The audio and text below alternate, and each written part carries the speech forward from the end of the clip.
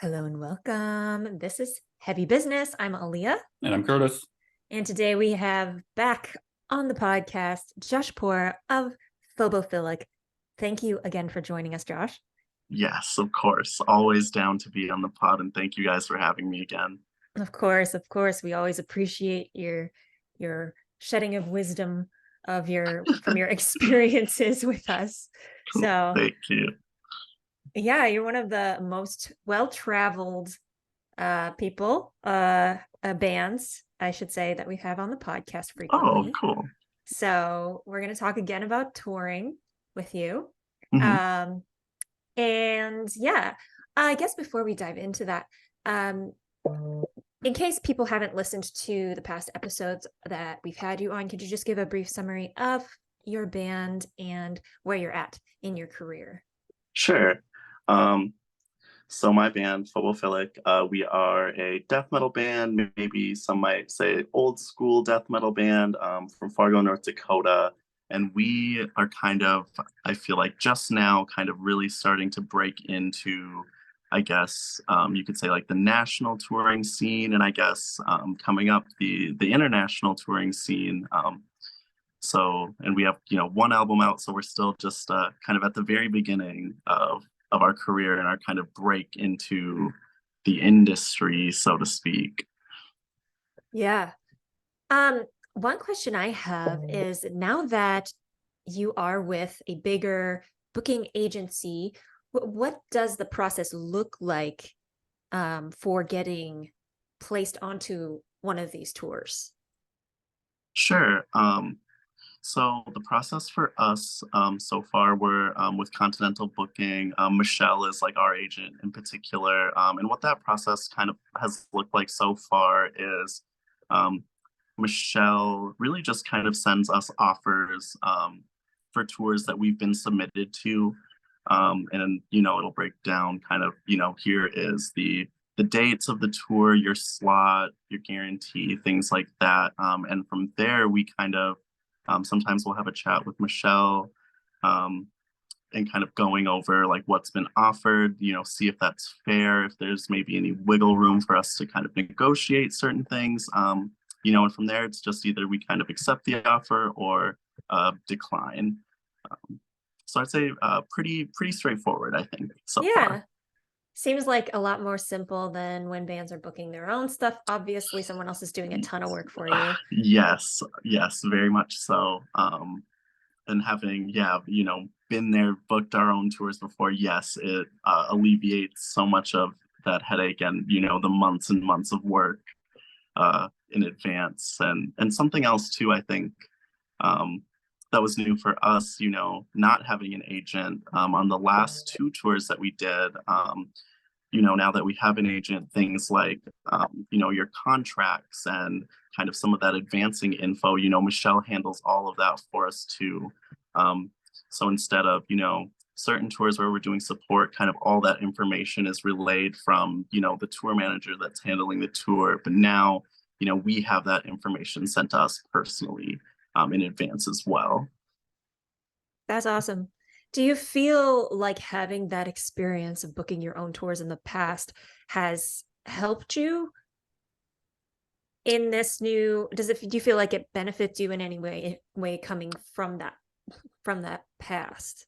I think it does, because there are certain things like, of course, like when you're working with your agent and letting them know, hey, I think we want to, especially as it pertains to doing like solo runs or headlining runs, kind of just having that experience of like already booking some of our own shows, and even earlier on in our career, it kind of can help give us an idea of like, okay, here's the cities, like, we were doing well in these cities, before all this other touring and things, like, kind of, it helps you just give a better idea of maybe what markets you'll be successful in. And then again, too, it kind of helps, like, if there's certain contacts that you want to book through for those cities, like, we can always suggest those to Michelle as well, and she's open to that. And then again, like, generally, too, just networking, right? Like, booking your own tour, it is a ton of networking as well, which is, like, net positive for your band always, to just make those connections in other cities, other musicians, other bands, So yeah, I think like all of those things kind of really help, and then you have a bit of a better understanding of like what your agent is doing as well.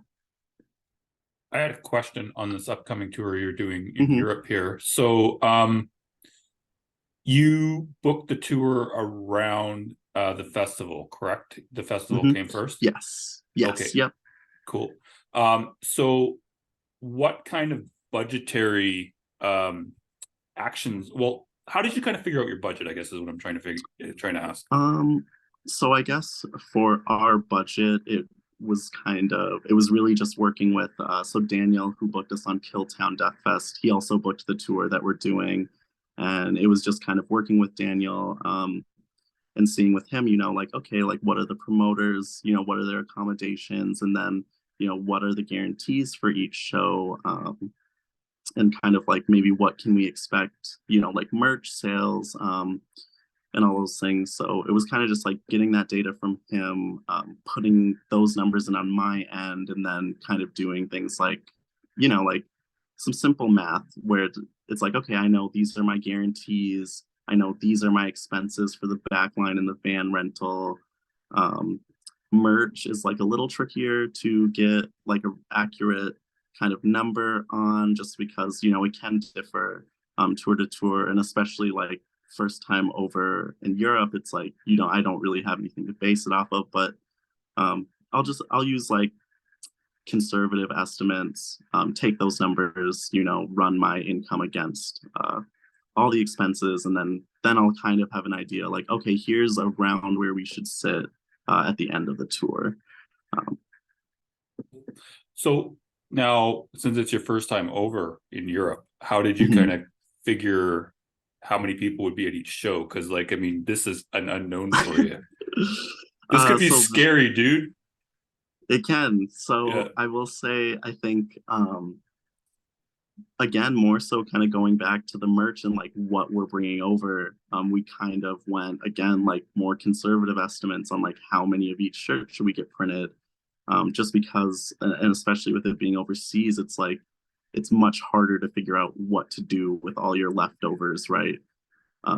So we're kind of like undershooting, maybe, getting a little less than maybe we normally would, and just planning on, okay, like if we sell out, we already have a company we're working with over in Europe that can get us a restock. um, and I guess like specifically as far as like how can I kind of predict maybe which shows will do better attendance wise, that has been a bit difficult, and it's kind of like we're going into it, I guess you could say, a little blind, like we don't, or with no expectations, because they could go either way. I mean, we have some like metrics or data we can base it off of, like where we're being streamed from, et cetera, et cetera. Um, but really, yeah, it's going to be kind of a we'll have to get there and see kind of thing to gauge that, and then for the next time, then we'll kind of have that experience to make better judgments on, I guess. of course. Actually, I wanted to ask about that since you brought up the streaming numbers. Where is your Mhm. most popular area in Europe, out of curiosity? If I You am know, remembering correctly, the UK is big for us. I think like Sweden and Finland, we get a good amount of streams there as well.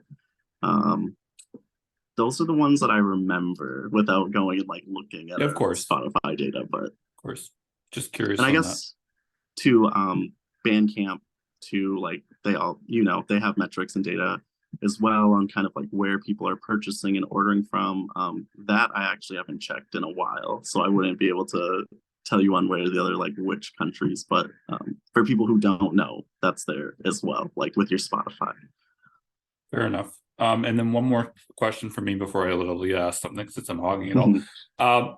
So it's a fairly extensive European tour. I'm assuming you're not like doing like big 1,000 seaters or anything like that. No. Yeah. So just going back to the attendance type thing here. So let's say that you get there and you're probably going to have a few shows where it's not that well attended, obviously, because Mhm. everybody does that. Let's say that happens for the first few shows, but you're selling a fair amount of merch still. Like let's say two Mhm. people, but you're still getting stuff. So what do you do? So like you're starting to run low, you just have a supplier there you can contact just to get your merch? Like, how does this work here? Yeah, so we're getting like our tour merch printed through Evil Greed. And it's kind of just a thing where when we, submitted the designs and we're kind of working through that, they offered us kind of a few different quotes for the different quantities. And that kind of just it's really there are tools again to like at venue, Square, etc., that you can use to predict, like, okay, I sold, maybe you have 20 larges and I just sold 10 of them at one show. It's kind of just using your judgment where you're like, okay, like we have 10 larges left, there's 7 shows, we probably should get in touch with Evil Greed and get that restock coordinated. you know and that's the same with like any tour. Whoever is doing your merch or checking those numbers over just really needs to be on top of and like just monitoring kind of like what you are selling at each show and keeping in mind what you started with so you can kind of make that prediction yourself. I don't know if that's super helpful, but that's been my experience with it. Fair. And you're doing your own merch again this time, right? Yes. Yep. Cool. All right, I'll let Leah ask. Talk to me a little bit about the inventory management present in, well, it depends on which software you're using. You said you can do it in Square or at Venue, but how do those work? And are those like paid services? And do you think they're worth it and much better than doing things manually? So Square is free to use.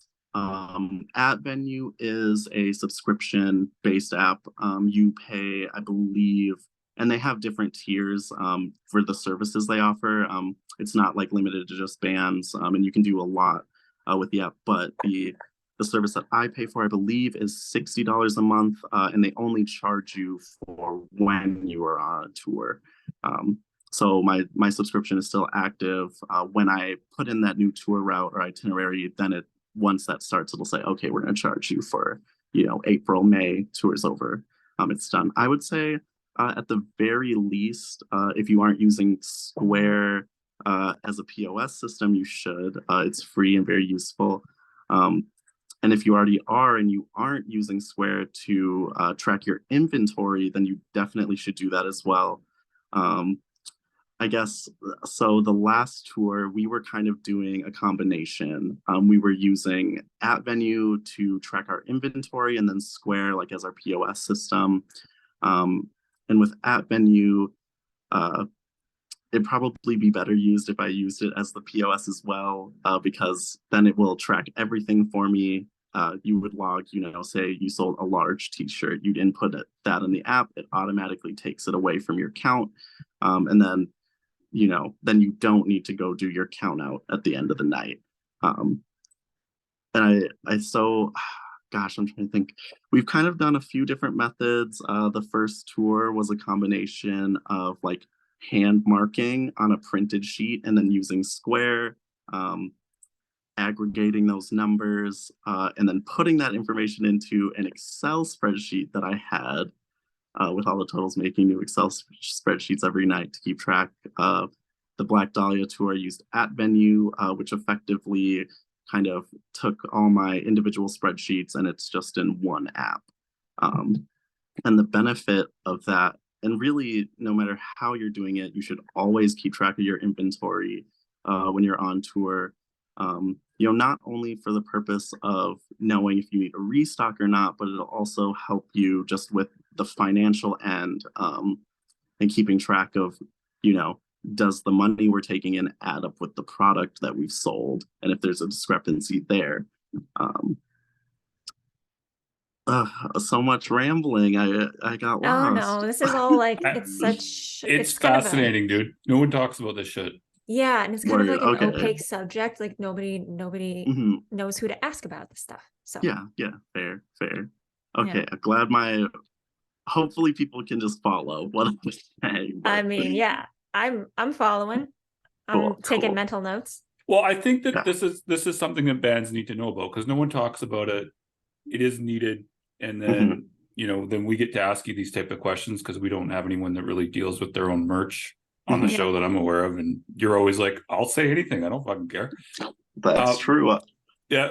So one thing I did want to just get back to just in regards to the merch. So because you're going on tour in Europe. So now there's going to be all these different current, well, not really because they got the euro, I guess, but you're playing in the UK too, aren't you? Yeah. Or, Yep. So I think they got the pound over there. So how is this going to work for cash for you? Like, how does this work? So that'll be kind of an issue, I guess, we tackle when we get there. So I guess my experience has been, just touring the States and then going into Canada. Typically what we'll do is, and it kind of, again, depends on the size of the venue you're playing and kind of like what the staff there can do. I would say Black Dahlia tour, any internet like Canadian show we did before the show starts, there will always be someone there who can cash you out in that nation's currency. So you'll have that change. And then you either, if you already have the equivalent in your currency, you can give that to them there or just pay them back whatever you took out in change at the end of the night. So I think for Europe, it's going to be probably a similar, what I'm hoping is that it's a similar situation where whoever the promoter has working the show has that staff available for us to get some change in the local currency at the beginning of the show and then pay that back at the end. That way we can still do cash sales wherever we are. I was just going to ask you that because I could be mistaken on this, and you would probably know better than I would because you're going there. Is not a lot of Europe cashless, or am I mistaken? That's something I actually don't know. Okay. Yeah, I'm not sure on that.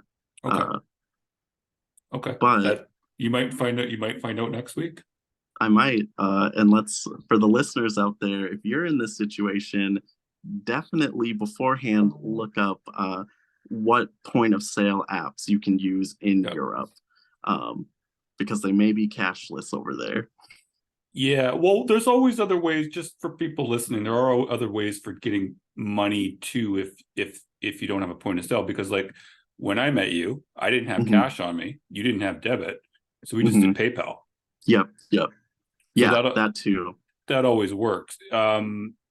So is there any other ways that you know of that you can handle? Like, okay, like if you're trying to do cash only, you're in another country. Can you kind of go over like what the sale process is? Like, how can you get someone to pay money without cash? Sure. So some things that come to mind, which are the same things we do in the States, and kind of what you just illustrated is we always have options for how you can pay. Of course, it's cash, Square, or another POS app, or we have our PayPal that people can pay for merch with. We also have Cash App and Venmo that people can use as well. So I think it would just be like that situation there where if we get there and there's not a POS kind of provided by the promoter, which is just for people listening, like that is a thing too, that if you are on a tour, most times, say you're in a tour that is mostly the US, you're hitting parts of Canada, a lot of the time, the tour manager of a headlining band or venues themselves will be able to provide you with the hardware for a POS app that you can use in that local currency and kind of avoid having to set up multiple accounts on your own. So if that isn't an option when we get into Europe, then I would say probably like PayPal, Cash App, Zelle, Venmo, like those would probably be the avenues we're going to start looking down for people. It's amazing to me how many bands don't even think about taking PayPal at the merch stand. It's just yeah. I'll ask, no, cash only. What about PayPal? Oh, duh, PayPal. Yeah, okay. Yeah. It's like, how many fucking sales are you guys losing here by not even thinking about this? Right, exactly. And something too to note on that, with PayPal, you can get QR codes printed so people can just, use their phone camera and it'll take them right to the email they need to send money to. Which I don't know. I know, for us, Phobophilic ND is not always the easiest thing for people to type in their phone. Nope. So you're really benefiting yourself by just having that as an option and then having that QR code to just speed up the process as well. If you are one of those bands with maybe a strange name that'll trip people up. Of course. So Aaliyah, I'll let you ask the next one since I'm hogging again. I'm sorry. No, it's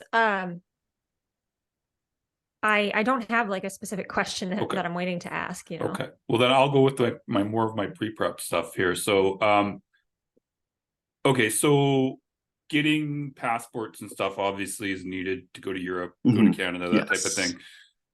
What other type of things might a band need to look into in order to go overseas? Like, I don't know, like, do you need to get visas to go to Europe? Like, how does it So yes, you do need visas for certain countries. In our case, the promoter Daniel, who booked the tour for us, he handled that on our end. Just he needed to get some information from us, but otherwise he coordinated all of that. So I definitely say, if you are a band and you are doing this, maybe yourself, definitely look into which countries you'll need visas for. Also account for, what your travel will be like. On this tour, we have one date in the UK, which the travel for us, which I believe is by ferry, is handled by Daniel, the promoter. But if you were maybe doing this more DIY, or maybe a promoter isn't handling those things, definitely look into that and how it might affect your route. If you need to just make sure you have that extra time to, make sure you get on the train or the ferry or whatever it is. But so, yeah. Why are you guys only doing one show in the UK? If that's one of your most popular countries, just out of curiosity, just because. So I guess in this case, like with Daniel booking this, it's like we don't he's not like our EU agent or anything. So I think maybe when he was booking this tour, he might not have been looking into like our analytics as much, and more so booking kind of around like his established contacts. But I think maybe, and we do have like a proper European booking agent now, but I think that kind of thing might be more so like your dedicated booking agent would probably take more of those things into account. Fair enough. Okay, and then so were either of these tours booked with Continental that are coming up right now? The Jungle Rot tour was. Okay. But the European tour, that was all Daniel, Killtown Daniel. And that makes sense. Those have to be booked further in advance, so they could have been. It was probably booked before anything happened. So yeah, that was just a quick question. Curtis, you can go back. So there was a specific one. No, I lost it. So I'm going to go into another one here. What other type of pre-prep stuff should a band be thinking about before they go to Europe? I'm sure you're forgetting something though. I'm sure. Yeah. Absolutely. Well, we can have you on afterwards and talk. You can talk to us about all the things you forgot. Yeah, but anyways, like what are some other things that you're aware of that bands should be pre-prepping for?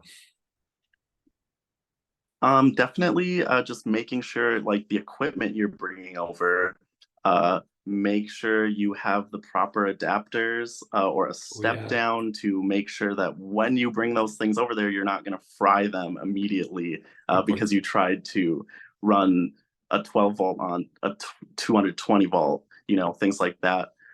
We've definitely done.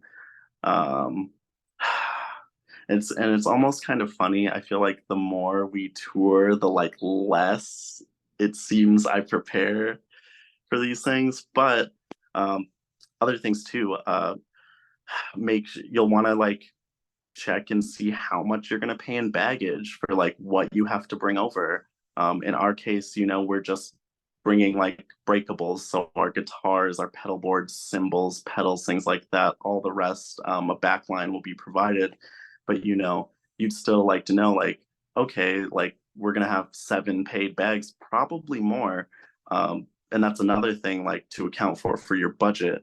Other things to know is as soon as you're going to go to Europe, start looking into, print shops, like who is going to print your merch? How are you going to get vinyl and CDs over to Europe? Like, are you on a label that has distribution in Europe or has a stock that you can pull from? And if not, like, okay, now you need to start prepping, like, how am I going to fly over with this? Or maybe it's not even worth it for you as a band to like pay for that extra baggage to fly over. Um, so I guess I'd say things like that. For the most part, a lot of kind of the like travel backline things like that have been handled by the promoter. So I think it's really just like kind of those things I touched on that is kind of more our responsibility this time around. Cool. Are you guys staying in hotels the whole time, or are you just staying in a van? How are you doing it? So on this tour, the entire tour package and crew are all going to be in one van. And then this A is van? yes, An entire it'll two be cruise? Ooh, so. So I that's guess going for to be this, it smelly, dude. Holy fuck. yeah, it's gonna be a thing. You know, luckily Yeah. the band we're going out with, Ossuary, they're a three-piece. Okay. The only kind of crew we'll have is we're bringing John to do our sound. He does sound for Undeath and Terror, other bands too. We're having him come along, and then the driver. So that kind of like there are two Well, at least you have a crew, and then driver. That's yeah, good. That's yes, good. yes. That's good. But as far as like where we'll be staying, that too is going to be kind of dependent on the promoter. I know some of the shows it'll be a hotel, other shows it's kind of the venue will have space for bands to stay, um, things like that. So there are like accommodations for us to stay in at every venue, but like what those things will be kind of just depends on like what that specific promoter could provide. I'm glad you guys aren't sleeping in a fucking van every night with 9 people. Like, holy shit. Yeah, that would be terrible. It would be Yeah. awful. Well, it would be an experience, just to say the It least. it it'd probably make for a funny story after the fact. I'm But sure after everybody wants to kill each other. yeah. So I know we don't have a ton of time left, Aaliyah, but I have a couple more questions for Josh. So we already talked about the prep. So let's talk a little bit about the networking, which is what we were originally going to be talking about here. So using tours to network. That's how we met, number one. Yes. So I'm sure you've met many other people on tour as well. So can you kind of go over well, let me ask you this. Do you feel like you being at the merch stand is a contributing factor to you being able to network on tour?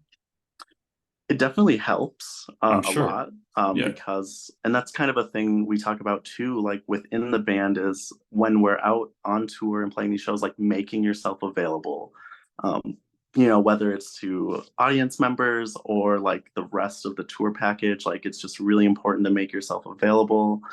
And I think, yeah, in particular, like me being at the merch, like definitely helps because there is like a direct line of contact to the band, like pretty much available to anyone throughout the night.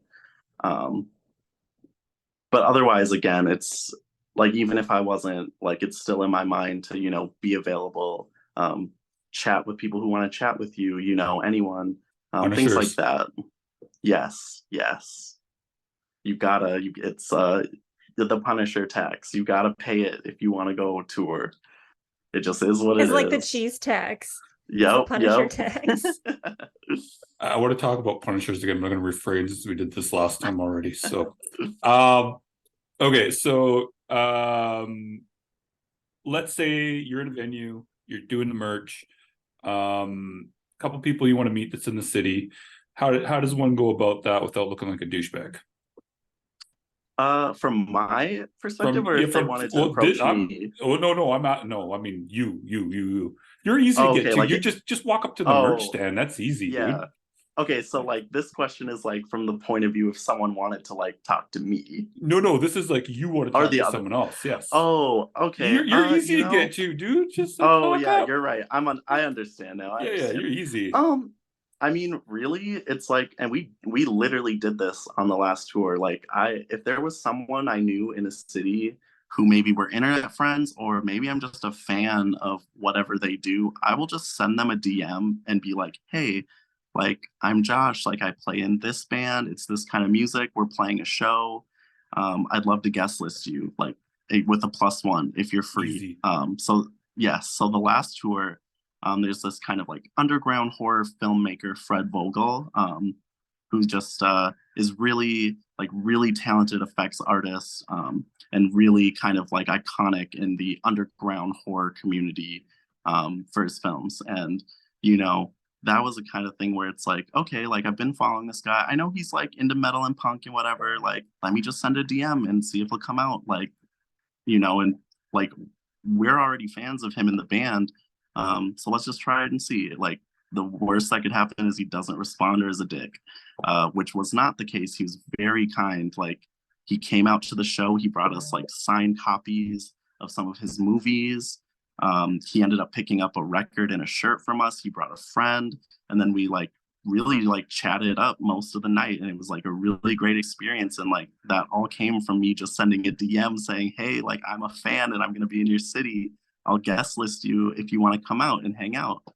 So I think it can be like really that simple, is just reaching out and letting someone know, like, hey, like I'd like to meet you, or I'm a fan of the thing you did and like I'd like to connect. I think like, not that it's like music, but like I've had the same experience with like tattoo artists on tour, where it's like, okay, like I'm a fan of this tattoo artist, like I'm going to be in your city, and it'll be the same thing. I'll offer them like, please come to the show if you'd like to, whatever. And it's like I've made like some really cool connections that way too.